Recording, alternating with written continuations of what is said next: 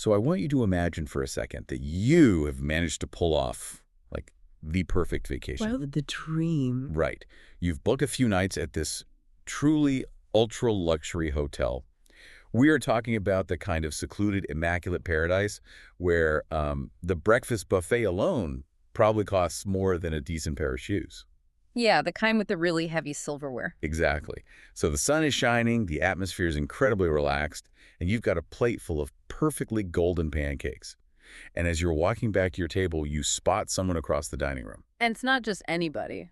No, it's a massive celebrity, someone you genuinely admire, whose work you love. Now, you know the unspoken rules of polite society, right? You don't want to be that person. You definitely don't want to bother them. So you just do a quick double take, you smile to yourself to confirm it's really them, and you sit back down to eat your breakfast in peace. Which is, a fundamentally relatable human scenario. It's that tiny, entirely harmless brush with fame. It usually becomes nothing more than like a fun anecdote you tell your friends when you get home. A completely harmless anecdote. But then I want you to imagine that the scenario doesn't end there. Right. Imagine that a few moments later, the atmosphere in that quiet, sun-drenched dining room just completely shifts. A massive security guard is suddenly looming over your table. And he's not just standing there observing. No, he is actively, aggressively confronting you. He's pointing fingers, he's loudly accusing you of harassment, he's lecturing you about basic respect, and he's threatening to report you to the hotel's upper management to have you physically thrown out of the building. Oh, wow. Yeah. So in the span of perhaps 60 seconds, your relaxing, incredibly expensive vacation breakfast has been forcibly mutated into a deeply intimidating, tear-filled public ordeal. The psychological whiplash of that moment would just be staggering. I mean, it completely shatters the environment you thought you were in. It replaces a space of luxury and comfort with an environment of, well, intense hostility and surveillance. And that staggering whiplash is exactly what allegedly happened on the morning of March 21st, 2026. This was at the exclusive Palácio Tongar in São Paulo, Brazil. Right. And the people involved in this specific dining room, this wasn't just any random celebrity and an anonymous fan. Not at all. The celebrity in question was Grammy-winning pop star Chappell Roan, and the fan who was reportedly left in tears at her breakfast table, an 11-year-old girl named Ada Law. Which is where the story goes from a bad hotel review to international news. Exactly, because Ada happens to be the daughter of the British actor Jude Law and the stepdaughter of the Brazilian-Italian football superstar Jorginho Frello. Which presents us with, frankly, the absolute perfect recipe for a localized hotel disagreement to bypass the concierge desk entirely. It just detonated into a massive, unprecedented global firestorm. Detonate is really the only word for it. So today we are taking a massive deep dive into the fallout of that single breakfast encounter. And we have a pretty intimidating stack of sources laid out in front of us for this one. We really do. We're pulling from detailed entertainment news articles that have chronicled every single hour of the drama. We also have this fascinating, highly comprehensive crisis analysis report. That report really details the hidden logistics of modern celebrity security protocols, which is super eye-opening. Yeah, it changes how you look at the whole situation. And because we need to understand the cultural temperature, I've spent hours diving incredibly deep into the fierce, wildly polarized debates happening right now across various Reddit communities. Oh, the Reddit threads are intense. Extremely. From actual lesbians to our Brazil to our Taught in the Shadow, the debates are everywhere. But our mission for this deep dive needs to be stated clearly up front, I think. We are absolutely not here to traffic in cheap celebrity gossip. No, definitely not. Instead, we are using this specific, highly publicized incident as a high-stakes stress test for the modern celebrity fan social contract. Because this story, when you really peel back the layers, forces us to explore some incredibly complicated societal questions. Like, what are the actual practical limits of a public figure's privacy in a shared space? Exactly. And what are the logistics and the very real dangers of VIP security details operating among the general public? And perhaps most crucially, what happens when deeply ingrained national cultural expectations of hospitality violently collide with the celebrity's strict, uncompromising personal boundaries? It's a massive collision of values. It is. But before we really get into the weeds here, I do need to put a very explicit disclaimer out there for you, the listener. This is important. As we wade into this, you need to know that the sources we are working from today contain highly polarized viewpoints.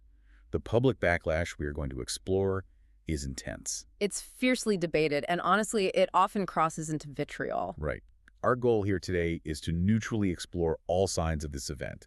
We will look at the arguments of the people fiercely defending Chappell Roan's absolute right to strict privacy. And we will also examine the arguments of those who are completely appalled by the reported treatment of an 11-year-old child. We are not endorsing any specific faction. We aren't picking a side. We're just here to follow the facts, understand the underlying mechanisms at play, and unpack what this all means for the culture at large. That neutrality is vital. We are analyzing the friction points of modern fame, not passing moral judgment on the individuals caught in the machinery. Okay, so let's lay out the actual anatomy of this encounter. We need to understand the board before we look at the pieces. Sounds good. We are in São Paulo, Brazil. It's the weekend of the Lollapalooza Brazil Music Festival, which is an absolutely colossal event. Hundreds of thousands of people are descending on the city. The energy is just chaotic. Totally. The setting for our incident is the Palácio Tangara. Now, according to the crisis analysis report we need to understand what kind of space this is. Right, because this is not a budget motel off the interstate. Not even close. This is an ultra-luxury property. It's an architectural marvel surrounded by a tropical park. It is the kind of place specifically utilized by international artists, diplomats, and ultra-high net worth individuals. Because it implicitly promises absolute seclusion, highly vetted access, and top-tier service. It is basically designed to be a fortress of comfort. And the environment dictates the expectation, right? When an artist books a stay at a property like the Palácio Tangara, the exorbitant room rate isn't just paying for high thread count sheets. No, it is paying for a curated environment. The implicit promise is that the public, the crowds, are kept at the gates. Exactly. Therefore, every single person who makes it into that dining room for breakfast is a paying guest of a certain verified status. The hotel essentially acts as a massive filter. It creates this false sense of a purely private environment within a space that is technically still shared among strangers. And sharing that incredibly filtered space on this particular Thursday morning are two key parties. On one side of the room, you have Chappell Roan. And we really need to contextualize where she is at in her career at this exact moment in March 2026. Yes, she is fresh off an unbelievable meteoric year. She just won the Best New Artist Grammy. She is headlining Lollapalooza. Her songs are ubiquitous global anthems. She has gone from playing mid-sized venues to being one of the most recognizable faces on the planet in a very, very compressed time frame. The pressure cooker of that sudden exponential level of fame is just immense. The velocity of her rise is critical context here. When fame scales that quickly, the infrastructure around the artist, their security, their mental health protocols, their team's ability to manage public interaction, it often really struggles to catch up. Yeah, that makes sense. The artist is thrust into a reality where every single time they leave their bedroom, they are perceived, analyzed, and consumed by the public. So, on the other side of that same dining room, you have the family of Jorginho Frello. And Jorginho is wildly famous in his own right, but in a very different sphere. A completely different type of fame. Right. He is a midfielder for the Brazilian football club Flamengo, which is essentially a religion in Brazil. He's a former Champions League winner. He carries immense cultural weight. He is there having breakfast with his wife, the singer Catherine Harding, who also goes by Cat Cavelli professionally, and her 11-year-old daughter, Ada Law. If we zoom in on the microdynamics of the encounter itself, relying on the details provided in the crisis report, which are corroborated by the family's public statements. Right. The incident originates from a place of very typical adolescent excitement. Yeah. Ada Law is described as a huge Chappell Roan fan. The sources specifically note that she'd even spent time earlier that morning making a handmade hot-to-go sign with markers, explicitly for the concert they were planning to attend later that day. I love that detail because it really grounds the story. That is such pure, classic, innocent fan behavior. It totally is. If you are 11 years old and you are going to a music festival, making a sign in your hotel room is just part of the ritual. Exactly, and it establishes her intent. So Ada and her mother are navigating the breakfast buffet. During this process, Ada allegedly walks past the table where Chappell Roan is seated. And according to the detailed accounts provided by Jorginho and Catherine Harding, Ada did not approach the table. She didn't. She simply looked over to confirm if the person sitting there was actually the pop star she idolized. She smiled upon recognizing her, and then she continued walking right back to her own seat with her mother. Okay, let's unpack this because I want to highlight something all of our sources agree on. This is the pivot point of this entire controversy. There was absolutely no physical contact. Zero physical proximity was breached. There was no attempt to initiate a conversation. There was no request for an autograph. No one pulled out a smartphone to take a covert video for TikTok or snap a flash photograph. Nothing like that. By all accounts, it was merely a look and a smile from across a shared room. Yet the escalation that immediately followed was staggeringly severe. According to the family's timeline, very shortly after Ada had returned to her table and sat down, a figure described as a large security guard approached them. And this approach was not characterized as a polite, discreet request from a handler asking for the artist to be given some space. No, the guard allegedly initiated the interaction in an extremely aggressive manner. He verbally reprimanded the 11-year-old girl and her mother. He was loudly accusing the child of harassment and disrespect. He didn't just stop at the child either. Right. He actively lectured the mother on her parenting skills in the middle of this luxury restaurant. The sources state the guard explicitly criticized the child's bad education, which in Portuguese translates closer to a lack of proper upbringing or manners, and then he escalated the threat. Unbelievable. He told the mother he was going to file a formal complaint with the hotel's upper management to have them dealt with. The psychological impact of a massive, professionally trained security operative bearing down on and berating a child in a public dining room was immediate and devastating. Jorginho reported that Ada was left in tears, stating she was extremely shaken and deeply intimidated by the entire ordeal. It's awful. And let's try to conceptualize the friction of this shared space. Think of a luxury hotel dining room like a shared first-class cabin on a transatlantic flight. That's a great analogy. Everyone in that cabin paid a massive premium to be there. You all have an expectation of elevated comfort and discretion. But here is the fundamental question. Does purchasing a first-class ticket grant you the legal or ethical right to absolute, uninterrupted visual isolation? Exactly. By entering that shared space, don't you tacitly agree to coexist with the other passengers? If you demand an environment where no other human being is even permitted to look in your direction, shouldn't you just order room service and stay behind a locked door? You've isolated the exact philosophical tension that the crisis analysis report focuses on.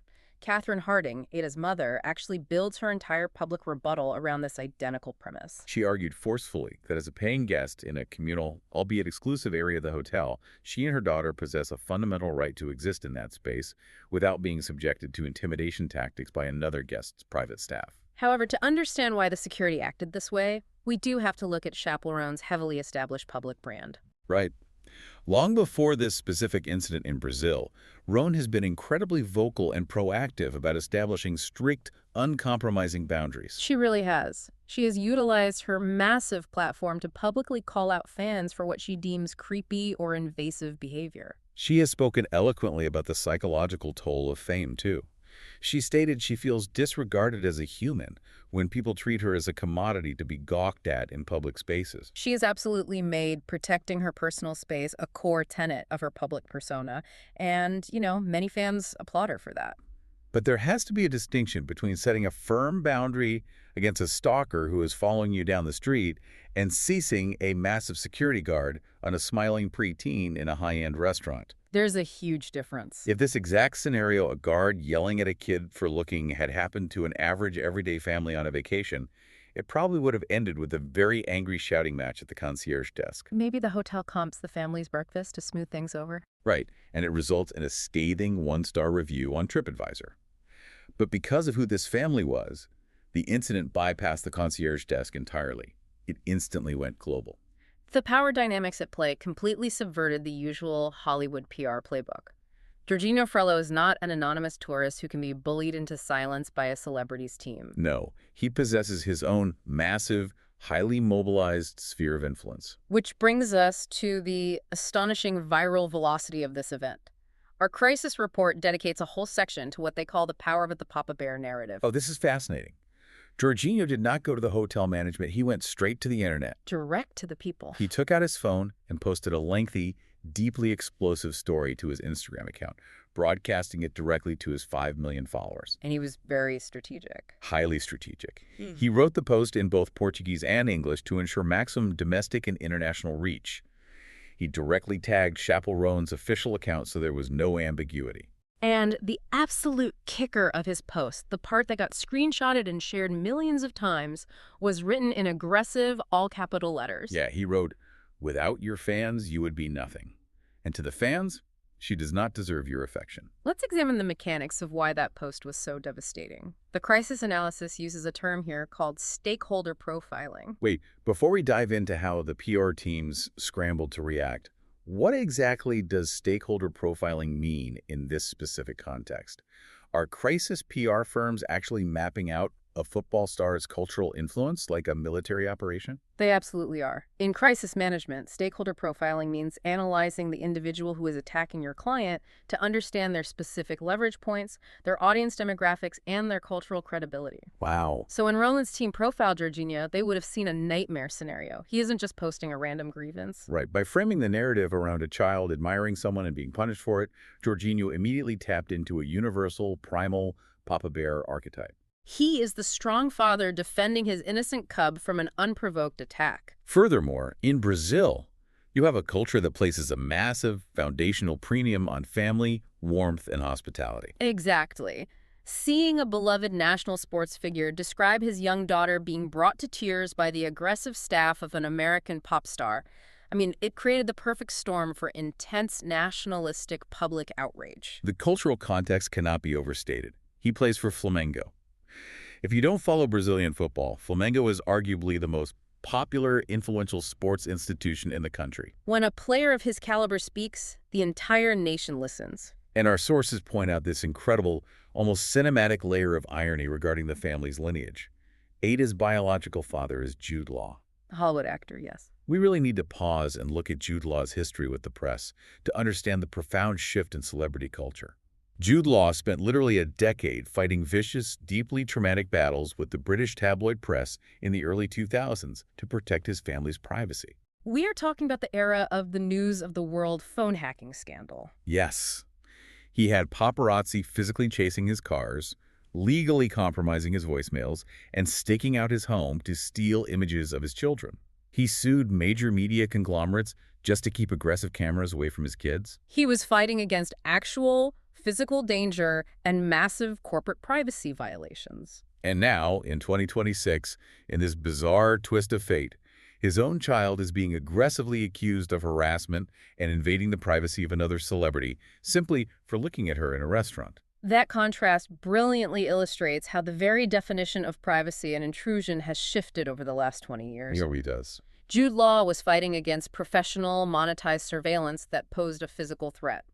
Chappell Roan's security, conversely, was seemingly fighting against an 11-year-old girl simply directing her gaze towards the artist. It demonstrates a dramatic escalation in what modern celebrities consider to be an actionable intrusion on their space. Absolutely. And the timeline of how this played out publicly only poured gasoline on the fire. Let's trace it. Okay, let's look at the timeline. Jorginho posts his explosive Instagram story on Saturday morning. It instantly catches fire online, trending globally across X and TikTok. Right. And then a few hours later, Saturday evening, Chappell Roan takes the stage to headline Lollapalooza, Brazil, in front of tens of thousands of people. And during her set, what does she do? She pauses the music to give a public shout-out from the stage, specifically thanking her security and crew. The optics of that moment, regardless of her intent, were absolutely disastrous from a public relations standpoint. Disastrous. I have to admit, I watched the clip of that Lollapalooza shout-out. She's standing up there breathing heavily after a song, and she just casually thanks her crew and security for keeping her safe on tour. It seems entirely innocuous to me. Artists do this at literally every single show. Exactly. Why does the internet take a routine concert shout-out and turn it into evidence of malice? I feel like the public was completely overreacting and looking for a reason to be angry. Well, you're hitting on the core vulnerability of the internet age, the complete collapse of context. You are correct that thanking the crew is standard industry practice. Right. It is highly probable that when she made that statement on stage, she had absolutely no idea that Jorginho's post was currently going viral globally. Or perhaps she hadn't even been fully briefed on the specific severity of the breakfast incident yet. That makes total sense. However, the millions of people watching clips of her performance online possessed all of that context. Exactly. They had just read a viral post about a security guard bullying a child.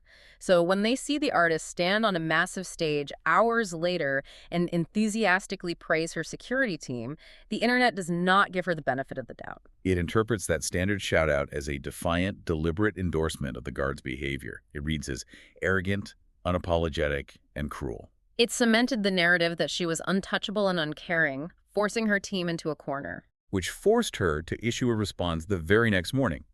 This is where we get the famous response from the bed, which has been endlessly dissected by crisis PR experts. Oh, this video. Sunday morning, Chappell Roan posts a video directly to her own 8 million Instagram followers. She is literally lying in bed, recording herself, holding her phone. And she offers 3 specific defenses. Let's break these down thoroughly. First, she claims she didn't even see a woman and a child. She says no one approached her table, no one verbally bothered her. She was entirely unaware of any interaction while she was eating her breakfast. Her second defense is purely contractual. She explicitly states that the guard involved in the altercation was, and I quote, not my personal security. She asserts that she did not dispatch the guard, nor did she ask anyone to go over to the mother and child and reprimand them. And her third point is what the analysts in our crisis report categorize as a conditional apology. She looks at the camera and says, I do not hate children. That is crazy. And then she adds the condition. Right. I'm sorry to the mother and child that someone was assuming something, and that if you felt uncomfortable, that makes me really sad. You did not deserve that. If we evaluate this video strictly as a piece of crisis communication, it fails on almost every conceivable level. First, let's analyze the medium. The bed aesthetic. Yes. Filming yourself lying in bed, makeup-free, speaking casually into a smartphone is a very deliberate tactic. It is meant to convey rawness, vulnerability, and unfiltered authenticity. It is the dominant, expected format for Gen Z creators addressing drama on TikTok. But why doesn't that work here? If her audience is mostly Gen Z, shouldn't she speak to them in their preferred visual language? Because the severity of the crisis mismatched the casualness of the medium. When the drama involves a petty feud with another singer, the bed video works. Yeah. But when the allegations involve a grown, professionally trained man aggressively intimidating a minor in a foreign country, that informal aesthetic suddenly feels entirely inappropriate. It completely lacks the professional gravity required when a child's emotional distress is at the center of the controversy. Exactly. By addressing the situation from the comfort of her bed, she subconsciously signaled to the audience that she was not taking the allegations or the distress of the 11-year-old seriously. The medium completely undermined the message. Now, let's talk about her second defense, the not my personal security argument. Here's where it gets really interesting. Let's hear it. I want to use a corporate analogy for everyone listening right now to explain why this defense angered people so much.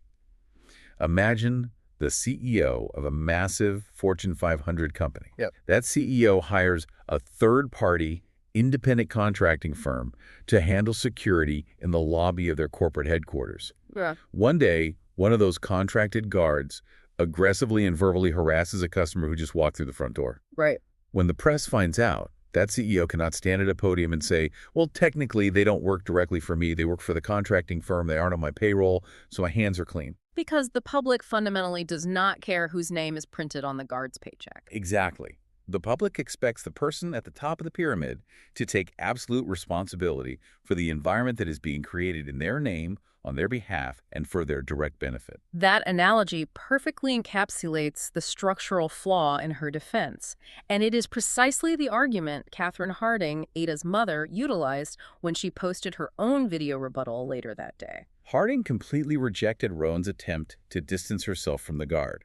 She argued that when you reach that specific magnitude of celebrity, you carry a fundamental, inescapable responsibility. A responsibility to ensure that the people acting on your behalf, whether they are your direct salaried employees, local venue contractors, or hotel staff assigned to your detail, are behaving appropriately. You, the artist, set the tone. Exactly. A security guard doesn't just wake up, clock in, and decide to yell at a child in a luxury dining room for fun. He was almost certainly acting on what he perceived the client Chappell Roan wanted. And why did he think she wanted an aggressive perimeter? Because her well-documented, highly publicized hatred of being looked at in public has established a zero-tolerance tone. Her team knows her boundaries are absolute, and so the contractors Enforce those boundaries aggressively. By attempting to shrug off the incident from her bed and passing the blame to an unnamed contractor, Roan didn't quell the controversy. She amplified it. She fed into the narrative that international celebrities view local staff and local fans as disposable commodities. And that perceived lack of accountability didn't just generate angry comments on Reddit. It escalated the situation from a pop culture spat into a geopolitical municipal crisis. This is where the story goes from a tabloid headline to something entirely unprecedented. Enter Eduardo Cavalieri, the mayor of Rio de Janeiro. He is watching this play out online. Right. He sees the viral post from Jorginho. He sees the tepid apology video. He sees the mounting public anger across Brazil. And he decides to use his political office to make a massive intervention. The mayor takes to the social media platform X and permanently bans Chappell Roan from performing at Todo Mundo no Rio for the entire duration of his political administration. We need to ensure you, the listener, understand the scale of what the mayor just did. Todo Mundo no Rio is not a small private club gig that a promoter can just easily move to another venue. No, it is a massive, internationally renowned, free music festival held directly on Copacabana Beach. We are talking about crowd sizes that frequently exceed 1 million people. It is a cultural crown jewel for the city, broadcast globally. Now, if you are listening to this and thinking, wait, how does a municipal mayor even have the legal authority to ban a specific musician from a beach? I have the exact same question. How does that actually work mechanically? It works because Todo Mundo no Rio is a public-private partnership. The festival requires massive municipal infrastructure, city police, sanitation, traffic control, and public permitting for the use of Copacabana Beach, which is public land. I see. Furthermore, the city often provides direct financial subsidies to the festival organizers. Because the mayor controls the permits and the municipal funding, he possesses the absolute legal and logistical authority to dictate terms to the organizers. So if he says an artist is a threat to public order or contradicts the values of the city, the organizers have no choice but to drop the artist, or they lose their festival entirely. Precisely. So he uses this massive lever of municipal power, but he doesn't just ban her quietly. He turns it into a spectacle. Oh, he really does. In his post, he throws serious, calculated shade. He writes, "I doubt that Shakira would do that." And then he executes this incredibly savvy, almost theatrical political move. The invitation. Right. He publicly invites the 11-year-old, Ada Law, to be his personal guest of honor at Shakira's upcoming Copacabana show in May. The mayor's actions are a masterclass in weaponizing cultural friction for political gain. Think about the specific contrast he is drawing by invoking Shakira. Shakira is a massive, legendary Latin American icon. Her entire brand is built on vibrant energy, approachability, and a deep, visceral connection with her massive crowds. Exactly. By placing Shakira's warmth directly alongside Chappell Roan's perceived coldness, the mayor is perfectly framing the narrative. He is positioning himself and the city of Rio de Janeiro as the ultimate protectors of Brazilian citizens and traditional cultural values against the cold, clinical arrogance of a disconnected American pop star. It is brilliant, highly effective political theater. It's populism at its finest. But let's look beyond the politics of the mayor. What are the actual, tangible, financial, and reputational deterrents this creates for the music industry? Being banned from Copacabana Beach has to be a massive blow to a touring artist. It creates a massive, industry-wide chilling effect. The crisis report explicitly suggests that moving forward, international booking agents and tour promoters will view Brazil differently. So future performance contracts for international artists touring in South America might start implicitly or even explicitly through morality clauses, requiring strict alignment with local cultural expectations of conduct. Exactly. Promoters are risk-averse. They do not want to invest millions of dollars booking an artist whose aggressive security detail might trigger a national boycott. Or worse, a mayoral ban that cancels a multi-million-dollar festival date. Right. It sends a very clear signal to management teams in Los Angeles and London. An artist's personal philosophical stance on strict boundaries cannot completely supersede the cultural norms of the host country without triggering severe financial consequences. We have a scenario where a mayor, a massive football star, a Hollywood ex-husband, and a Grammy-winning pop star are all locked in this chaotic circus over a breakfast buffet. It's wild when you list it all out like that. It really is. Yeah. But beneath the circus, there is a very real, very serious debate happening.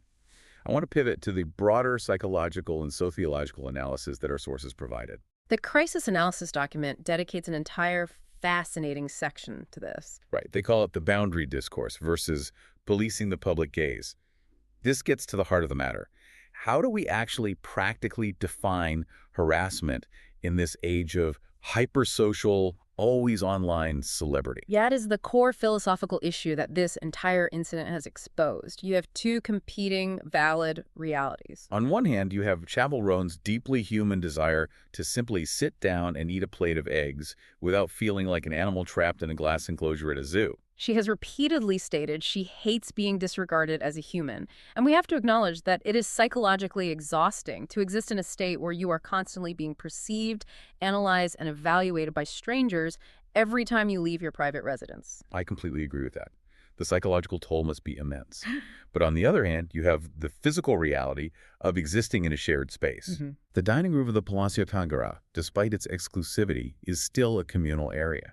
If you choose to leave your private suite and enter a room with other human beings, those human beings are going to look at you. It is involuntary human nature to look at things that are recognizable. The crisis analysts point out a critical, very recent, and somewhat alarming shift in how celebrity security operates to manage this reality. Okay, tell me more about this shift. Historically, going back decades, celebrity security details existed almost exclusively to protect an artist's physical safety. Their job was to prevent stalkers from approaching, to stop physical assaults, or to ensure crowds didn't physically crush the artist in a panic. Which makes total sense. And now, in the 2020s, we are seeing a massive shift where security teams are being actively deployed to protect an artist's visual comfort. Wait, visual comfort? Yes. Their mandate has expanded from preventing physical harm to preventing people from even looking at the artist. That is a wild concept. How does a security team actually enforce visual comfort in a public space? What are the actual mechanisms they use to stop people from looking? The tactics are aggressive and highly disruptive. We see security teams using large black umbrellas to create moving barricades around an artist as they walk from a car to a building, physically blocking the sightlines of anyone on the street. Oh, I've seen that in paparazzi videos. Right. We also see security personnel using high-powered laser pointers to blind the lenses of cell phone cameras if someone tries to take a photo from a distance. Lasers. Seriously. Yeah, and in extreme cases, like high-end restaurants, security teams will advance, clear a room, or they will stand at the perimeter of an artist's table and aggressively stare down or intimidate any patron who directs their gaze toward the client. They are actively policing the environment to eliminate the public gaze. Now, if you are listening to this and thinking, this sounds insane, an 11-year-old girl smiling from across a room shouldn't be treated like a bomb threat, you are hitting on the exact danger of this shift. If professional security forces are deployed to neutralize a smile, are we effectively criminalizing the very act of admiration?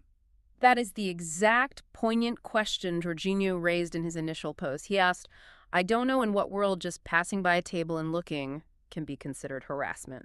When a security apparatus begins policing the public gaze, they are attempting to control basic human nature within a shared environment. It is an impossible standard to enforce. And attempting to enforce it requires a level of hostility that inevitably shatters the social contract. We saw this exact, highly polarized tension reflected in the peer commentary from other musicians who weighed in on the drama. Our sources highlight two drastically different reactions from within the music industry. Right, the industry itself is split on this. First, you have the folk rock singer, Noah Kahan.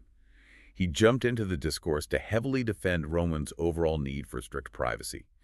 He didn't specifically address the incident with the child, but he spoke at length about the terrifying reality of invasive paparazzi culture today. He talked about people tracking his private flights, using the internet to find out exactly which hotel his family is staying at.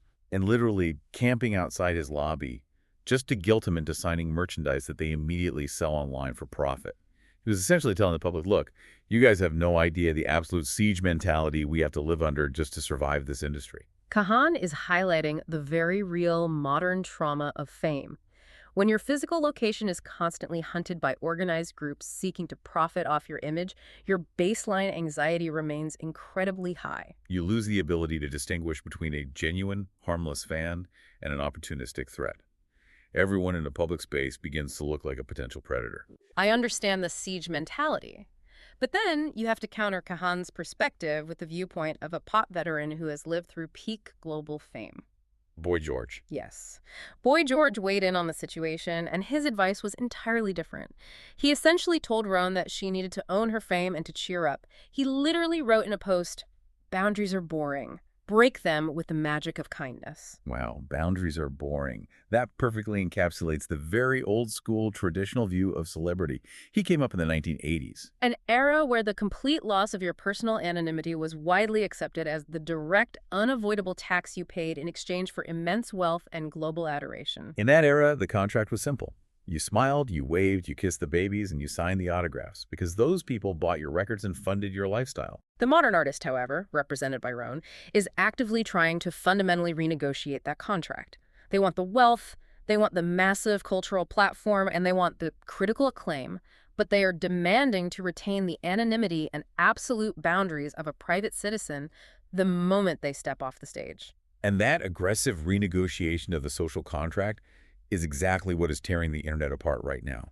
Yeah. I spent hours reading through the Reddit sources provided in our stack, and I have to tell you, the digital divide on this issue is fascinating. It's complex and incredibly vicious. We looked at massive, heavily populated threads across communities like Racial Lesbians, Bruipa Heads of Brazil, and Artada in the Shadow. The public reaction is fiercely divided into two primary camps. Let's start by looking at Camp A. The defenders. We can call them the defenders, yeah? Yeah. I was genuinely surprised by their angle, especially in spaces like Racial Lesbians. They weren't just blindly defending her music. They were arguing that this entire backlash is fundamentally rooted in misogyny. The defenders construct a very compelling argument based on power dynamics. They look at the board and see a massively influential, wealthy male football star and a powerful male politician, the mayor of Rio, actively ganging up. Right, actively ganging up to publicly crucify and humiliate a young, newly famous, queer female pop star. They view the entire incident as a coordinated witch hunt designed to put a vocal woman back in her place. They highlight a massive, undeniable double standard in how our culture treats celebrities based on gender. They argue that if a male rock star or a male rapper acts aloof, standoffish, or aggressively guards his privacy, he is routinely praised for being edgy, authentic, or a badass. But because Chappell Roan is a woman, there is an intense, deeply ingrained gendered expectation that she must be perpetually bubbly, endlessly maternal, and constantly accommodating to everyone who crosses her path at all times. The historical precedent for that argument is very strong. The defenders rightly point out that society loves to build up female artists only to tear them down the moment they express a boundary or exhibit behavior deemed difficult. One commenter on Reddit summed it up perfectly. They wrote, "Let girls be annoying and mean sometimes. I feel like women are crucified if they aren't always smiling." They brought up the historical vitriolic hate trains that were launched against actresses like Anne Hathaway or Brie Larson a few years ago, simply because the internet decided they were unlikable or didn't smile enough in interviews. In addition to the misogyny argument, the defenders also raise a very pragmatic psychological point regarding Jorginho's Papa Bear narrative. Oh, this is a good point. They suggest that the story we are being told might be significantly embellished. Parents, understandably, view the actions of their own children through rose-colored glasses. It is an incredibly common phenomenon for a parent to exaggerate their child's innocence during a public dispute. The defenders question the timeline. Did the 11-year-old truly just smile and immediately walk away? Or was she perhaps lingering near the table, staring intensely for an extended period, or behaving in a way that, while innocent to her, genuinely alarmed a security professional who is trained to spot irregular behavior patterns? Right. They're essentially saying, we are all taking the incredibly biased word of an angry, embarrassed father as the absolute gospel truth, and we are using that unverified narrative to destroy a woman's hard-earned reputation. It's a strong point. It definitely is. But wait, before we move to the other side, I noticed a phrase popping up a lot in the defense threads. People kept saying her core fans are parasocially attached. Can you define what parasocial attachment actually means in the context of modern pop music? Absolutely. A parasocial relationship is a one-sided psychological bond where a fan feels a deep, intimate connection to a media figure who doesn't even know they exist. Oh, interesting. In the modern pop landscape, artists cultivate these bonds intensely through social media, sharing their personal struggles and speaking directly to the camera. the fan begins to feel like the artist is their actual friend. So when that artist is attacked, the parasocially attached fan doesn't react like a consumer defending a product. Exactly. They react with the ferocity of someone defending their best friend from a bully, which brings us perfectly to Camp B. Because Camp B believes that parasocial attachment has completely blinded the fan base.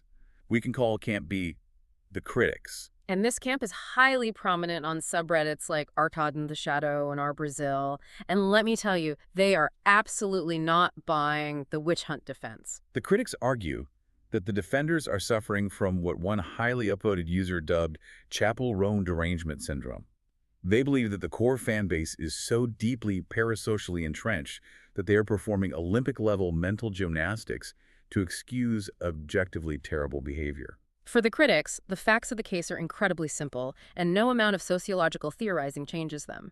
Wealth, massive fame, and a generalized desire for privacy do not, under any circumstances, excuse sending a grown man to intimidate an 11-year-old girl in a restaurant to the point of tears. Period.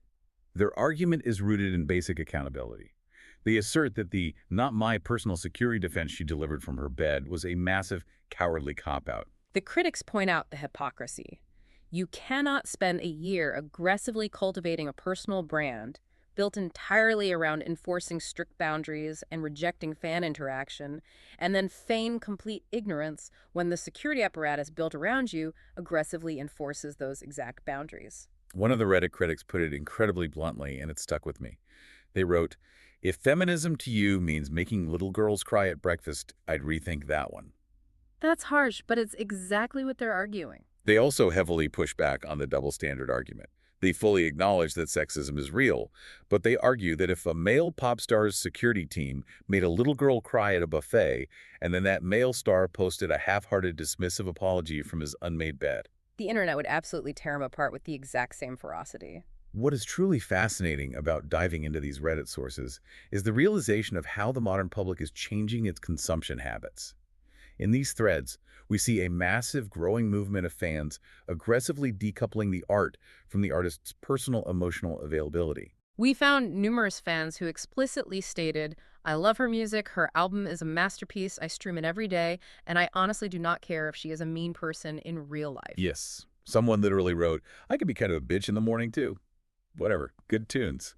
It's like we are actively moving away from this desperate need for our pop stars to be our moral compasses or our imaginary best friends.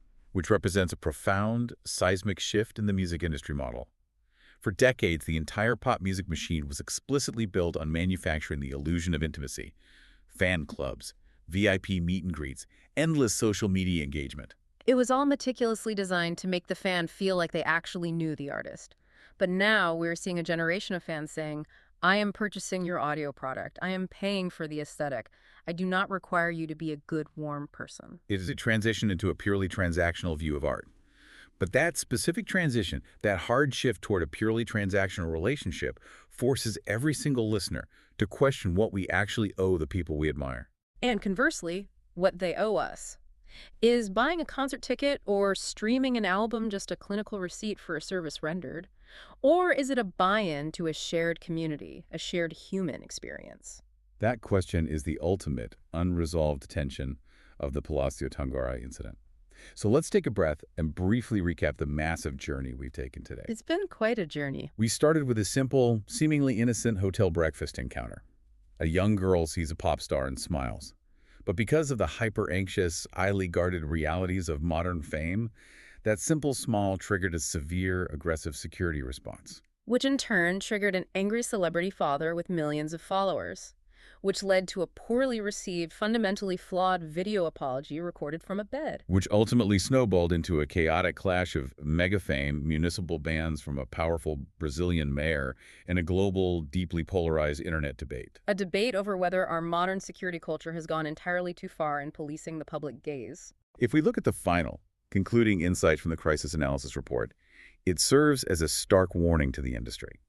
As modern artists continue to push aggressively for a purely clinical, transactional relationship with the public. A reality where interaction is only permitted to exist in the sterile, controlled space between the stage and the crowd, and nowhere else. Exactly. They risk permanently alienating the very foundational affection that builds their careers in the first place. Jorginho's all-caps warning, "Without your fans, you would be nothing," is not just an angry dad lashing out. It is a reminder of the historical, inescapable gravity of fame. You simply cannot harvest the immense economic and social benefits of global adoration while simultaneously attempting to entirely reject the physical, human presence of the people who adore you. It really makes you wonder about the long-term psychological cost of all this protection. I'll leave you, the listener, with a final thought to mull over as you go about your day. Think back to that luxury hotel breakfast buffet we started with. The omelet station. Right. If the future of celebrity is a world where artists successfully build these invisible, impenetrable, intensely policed perimeters around themselves in all public spaces, Yeah. what happens to the emotional connection that built the music industry in the first place? It's a great question. If you strip away the magic of a shared human moment, if we criminalize even just a simple, unexpected smile from across a dining room, are we just left with a cold transaction? Are we just buying audio files from untouchable ghosts? That's a chilling thought. It really is. Thank you so much for taking the time to join us on this deep dive. Keep questioning the world around you, and we will see you next time.